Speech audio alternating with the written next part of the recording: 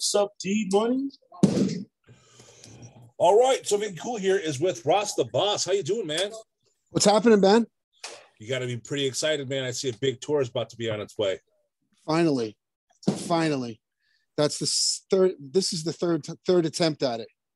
The tour leg. When was the last time you actually played live? My band was the February 24th, 2020 in Philadelphia for Live Nation. And we were supposed to go do that tour. The album Born of Fire was supposed to be released. And it was released March 6th. And we were in 2 weeks, we were on our way to Europe to start the tour that's there now. It's crazy, man. You know, today's the day, like March 11th, right? That's we would have never known 2 years ago that we were going to have our life on pause.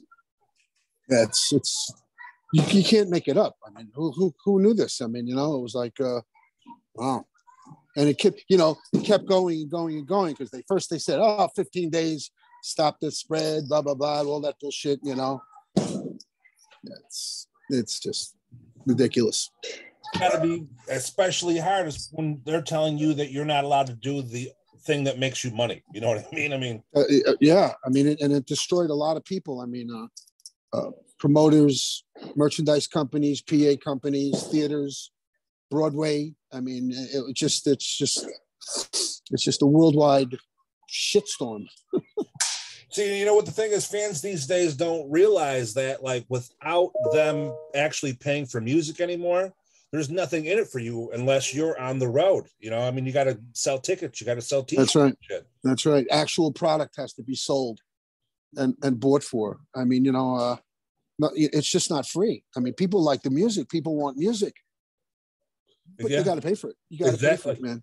You know, and you know, I mean, I'm all for giving value for money, you know, but now with the fuel prices up, I mean, you know, it's another thing I have to deal with. Yeah, you know? One thing I was concerned about is, I mean, I bet your ticket prices got to go up because it's not cheap to go drive around, you know. We got 36 cities to go to coming in April, and you know, it's just I don't know. There's no end in sight in this. I don't know. It's just been one. It's just been one sledgehammer to the music business after another, you know. And I refuse to give up. I mean, I refuse to give up. I'm not. A lot of people have just stopped, and I'm not. No way.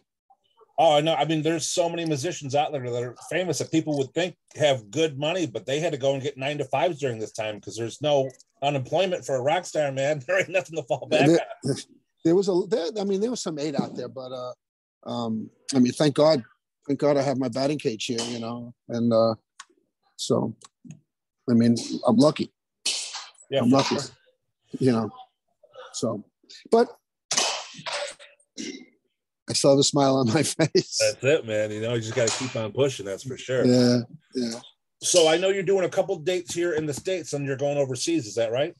Yes, we're doing some warm-ups and to get ourselves poised for the tour, and then we'll hit it. But April 21st in Barcelona. Now, is there certain dates that might come into play because of the war that's going on over there? You might have to. Well, I really hope not. But I have a show. I have a festival in June. It's June, the day after Sweden Rock in Poland. So far, you know, there's nothing. Hopefully, thank God. I mean, you know, we'll see what happens. I mean, if the asshole fucking goes further with this insanity, then all bets are off. You know, that's got to be completely mind-fucking. I mean, going from a pandemic, things starting to open back up, and then all of a sudden there's a war that's going on that may once again put a damper on. Yeah, it's you know, the fuel prices, the war. I mean, it's just sledgehammers to us. And you know, my organization, my agency, Dragon Agency, we're moving forward. They got a ton of bands. They're moving forward. I mean, what are we going to do? Just all give up? I mean, you know, this is it. That's it. You get it? Okay.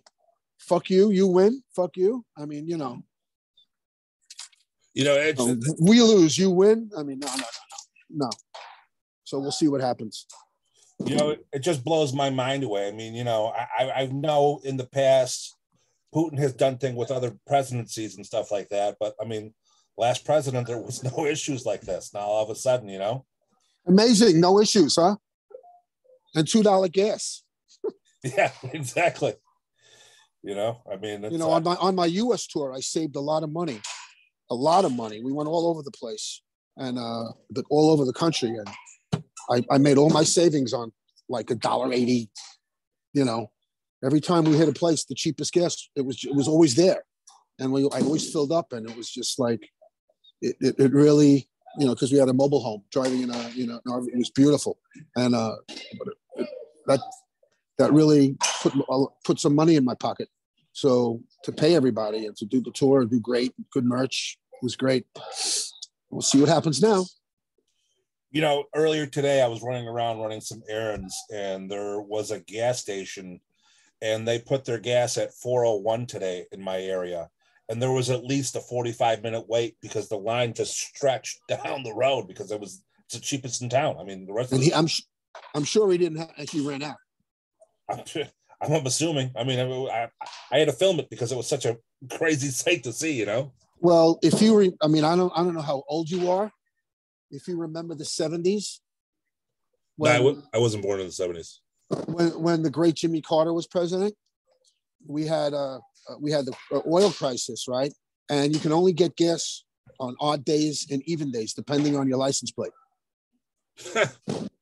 Right. And you can only get, I think you could only get so much. It was unbelievable. It really was for no reason. And this is for no reason too. There's absolutely no reason why this is happening. Yet we know why this is happening. So, I mean, I'm not going to get into it. I don't like mixing politics with my music, but can I answer this phone? Yeah, go ahead. I'm sorry. You're cool.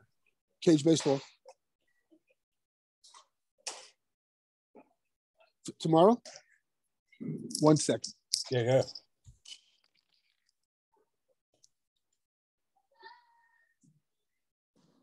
What time did you do?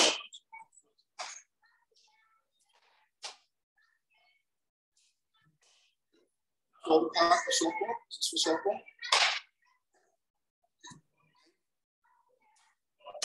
That? Phone number?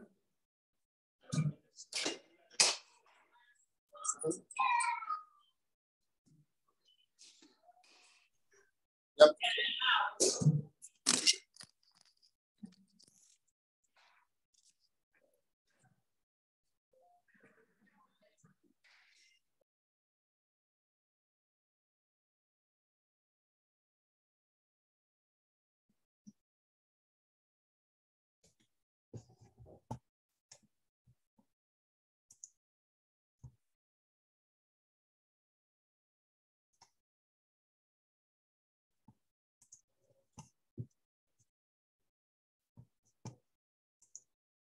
Sorry about that.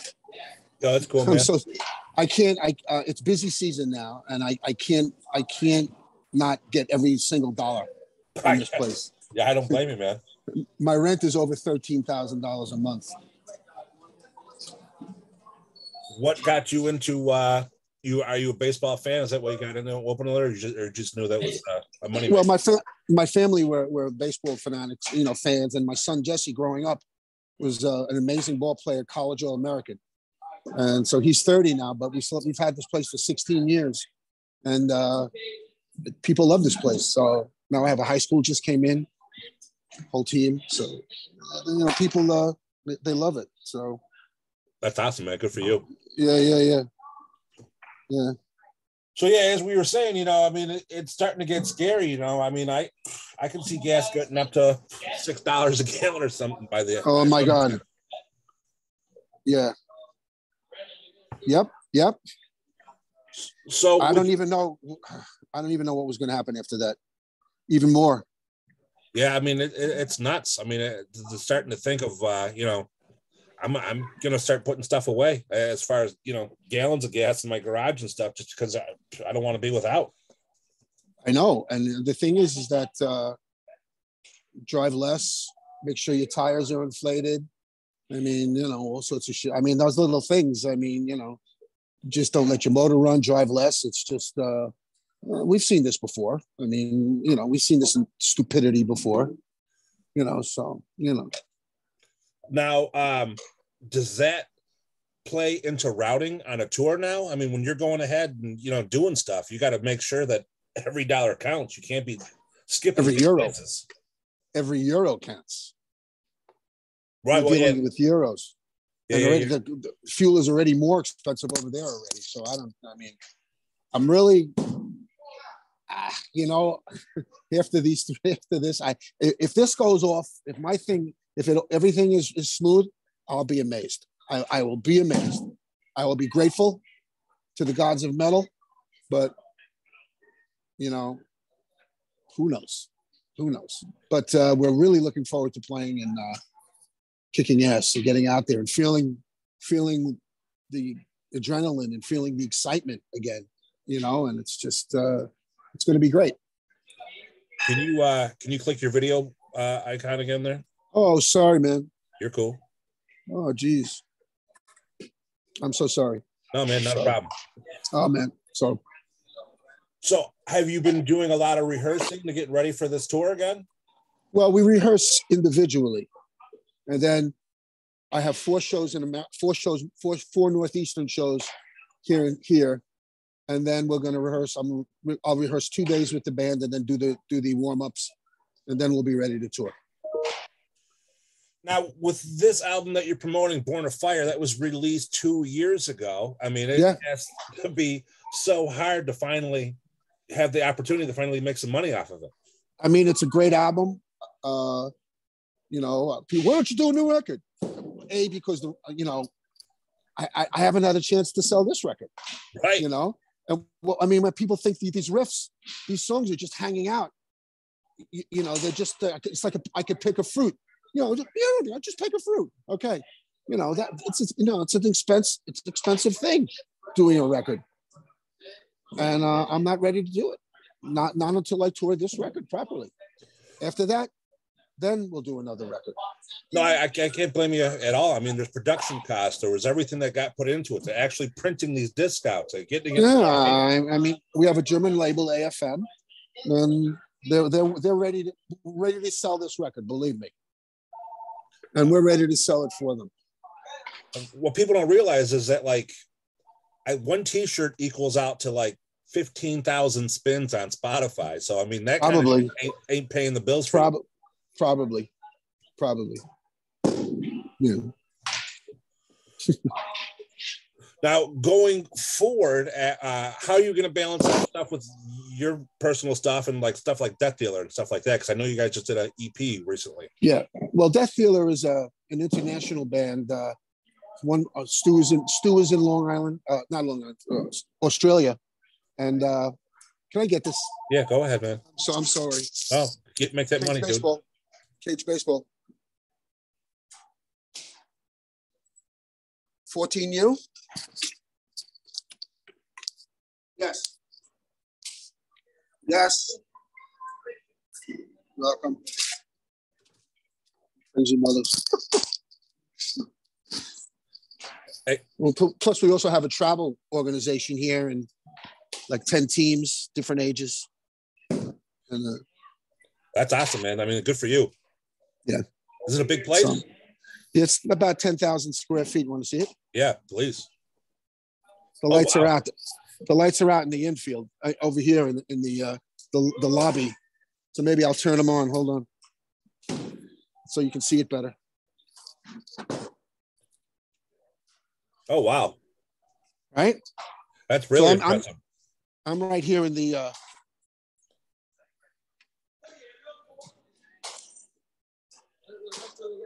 You still there? Yeah, I'm here, man.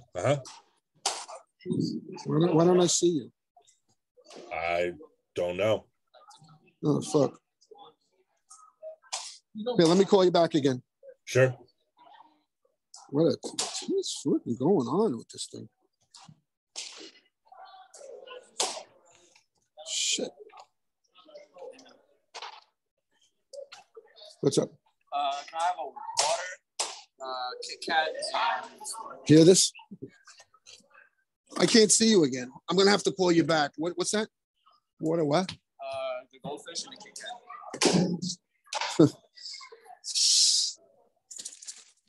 No one knows what I'm doing. This is 150. What else? Okay. Hold on. I'll tell these guys something. I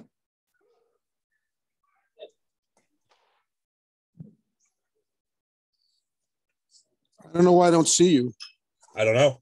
You should be able to. I can see you. You can still see me? Yeah. Okay, so good. I want. It doesn't. I don't have to see you to do this. So yeah. So as long as you can see me, my pretty face.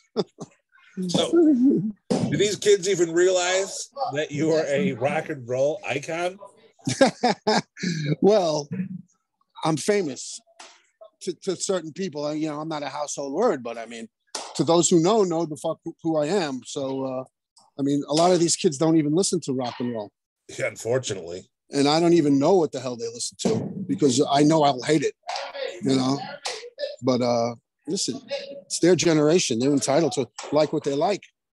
You know, no one told me what to like growing up. So, you know, a lot of people come in here and know who I am. Exactly. And, you know, they're very grateful to meet me, and I'm very friendly to everybody. I mean, that's the one thing about Ross the Boss. He's always really nice to everybody, shakes everyone's hand, like gives everyone as much time as I can give them, especially on tour. You know, it's people deserve it. I can't wait to see a lot of my old friends in Europe. It's going to be great. It's going to be great. So a lot of people, I miss my friends to death. I really do. We've been through a lot. Some of them aren't here. I have to say that. Some of them are not with me anymore, with us. So we'll see. I mean, it'll be an emotional once I get out there. You know, it's hard to think, man, that you're almost going on your 50th anniversary from the Dictators Go Girl Crazy. You want some Pringles in the water? Yeah, I know. 1975. What do you want? No, $10 minimum. Yeah. Okay. High school kids. Yeah, it's 1975. The Dictators Go Girl Crazy. You know, and everyone thought, you know, what the fuck is this band? Who are these guys? You know, and 50 years later, it's an iconic record.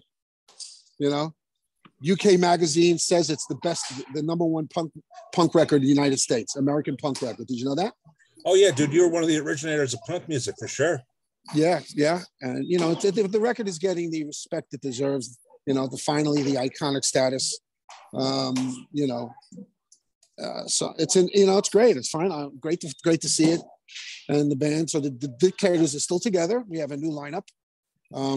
We had a bit of misfortune. Top 10, our rhythm guitar player has dementia.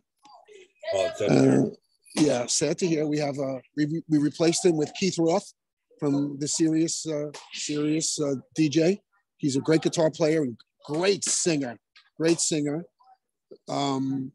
And Albert Bouchard on drums, the original Blue Oyster Cult drummer, and me and Andy Chernoff. And so we've been recording, we're mixing now. So we're looking for a new deal. We have a lot of people after us. So we're very excited about the new Dictators. No, I heard the one problem with Albert is he's always trying to bring in the cowbell. Well, we did some cowbell on the new song that we're working up. I insisted on it. The greatest cowbell man in the world. That's it. Yeah. So no, but Albert's a great. And of course, I've worked with Albert before in the Brain Surgeons. We did a record together, Denial of Death. You should check out those songs on YouTube. But those are amazing metal songs. So me and Albert go back a long way. We had the same management as Blue Oyster Cult and the Dictators, and played a ton of shows. I played a ton of shows with Blue Oyster Cult back in the day. It was an honor. It's an honor. So. Now, this year is also the 40th anniversary of Battle Hymns, right? I believe so, in 1982. Right? Yep, it is. Came out in May, I think, sometime in May. of 1982. Obviously, an iconic record that has pretty much started power metal, or pretty much put a power metal on the map with that record. Because there really wasn't power metal before that. I mean, you know, Dio did some things and amazingly, but Richie Blackmore's Rainbow, of course. But I think the Battle Hymns was the first real true power metal record. Oh, for sure. Definitely, yeah, man. Yeah, that was my baby. So, now, is there any plans for like a reissue or anything like that for it? For the anniversary? That record has been reissued so many times.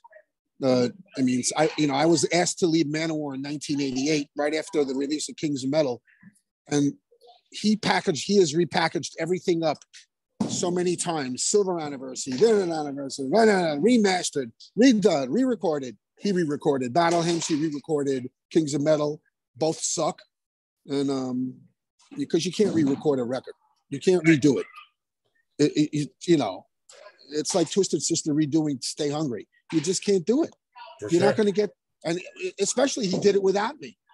I mean, I could see if he had the original lineup playing Battle Hymns and the original lineup playing Kings of Metal, you know, with just Donnie instead of Scott. Scott's not with us no more, Scott Columbus. But I mean, without me, I mean, you know, and you tune down those songs. They were written in standard pitch, A440, and then Manowar was tuning them down for Eric. I mean, those songs lose all their energy. It's no. You got to leave greatness, leave genius alone. Leave greatness alone. So yeah, you can't, untouchable. They're untouchable. So it doesn't sound like there's any chance of a 40th anniversary tour with you guys together then. Well, that, you know, Joey, you know, he's, it's you know, I don't really have you wouldn't say that I don't have a good relationship with my old partner, but you know, it's just not there. And but I'm not saying things can't magically patch up, but he doesn't want any part of me telling him what he should be doing, and you know, it's okay. It's okay. I'm happy with my band. I'm happy with Death Dealer. I'm happy with the Dictators. I'm going to be hopefully I'm going to be very, very busy. And, you know, I don't have to be in a band with a tyrant. Right. I mean, it is a shame. I mean, this is some of metal's iconic music, you know what I mean? But yeah, I agree. My era was the greatest, you know, my 6 records. So I don't, you know, people have their own opinions about things, but that's pretty much most of the opinion. You know, that's one thing that's got to be hard, though. You know, I mean, being in a band and then hating the person that you're with. I mean, that's what causes divorces all the time. You know. Yeah, of course. I mean, people don't get along. I mean, you know, it's human nature. I'm not saying that, you know, one person is right all the time and one person is wrong. Oh fuck. You know what I'm saying? Oh yeah. I mean, let me get this phone. Sure. Sorry, buddy. Cage baseball.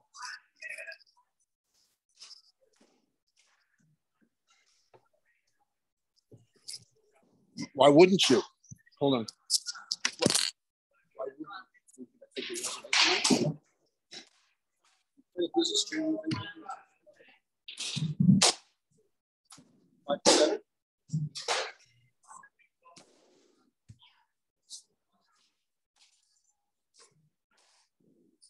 What was that? Softball, right?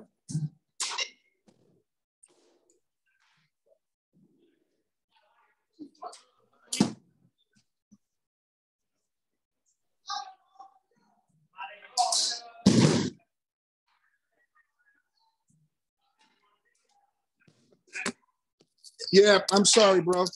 Yeah, it's cool, man. Like I said, you got a business to run. You got to do baseball what you got to season, do. thank God, the major leagues are going to happen, and these kids are going to be playing soon too. So, now, like we were saying, you know, I mean, you think the fucking cashier at Walmart gets along with the produce dude? You know what I mean? I mean, people who work together hate each other at some point in time, but sometimes, I mean, the Beatles hated each. You know, the Beatles broke up, and that broke my heart. Cream broke up.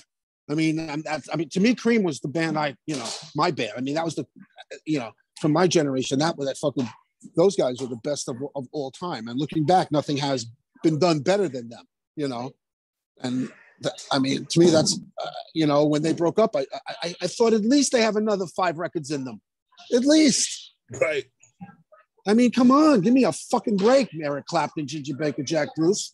Give me a fucking break. You break up after, it was ridiculous, Oh, God. Give me a break. Give me a second, all right? Yeah, you're cool, man. All right. Thank you for this. Yeah. Cage Baseball. What's happening?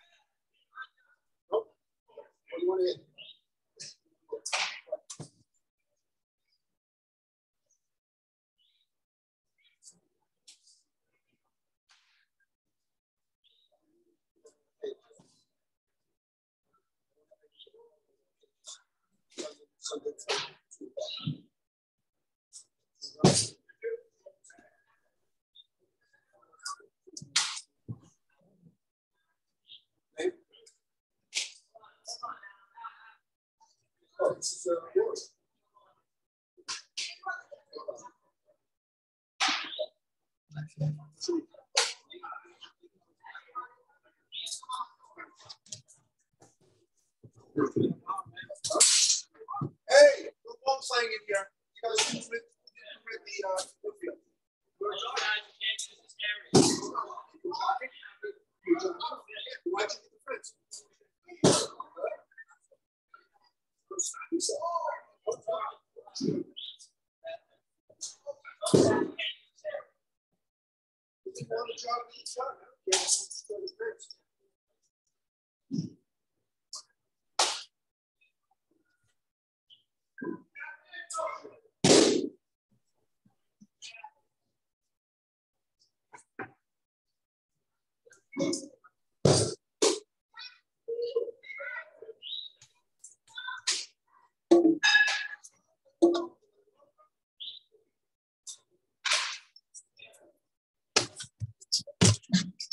Fucking kids. Still there? Yeah, I'm here, man. Wow. I think girls are needy. These boys are worse. They don't make them like they used to. Listen, these kids have been through 2 years of lockdown. Oh yeah, I mean, they're finally getting back out there and able to do shit. Their brains are fucking splattered. You think they're having a hard time with kids now? Why do you get back on the road and see fans who haven't seen music in 2 years? You know what I mean? Yeah. Yep. What do you need, son? $2. Which one? I'm selling Gatorades now. Huh? $2. Which one?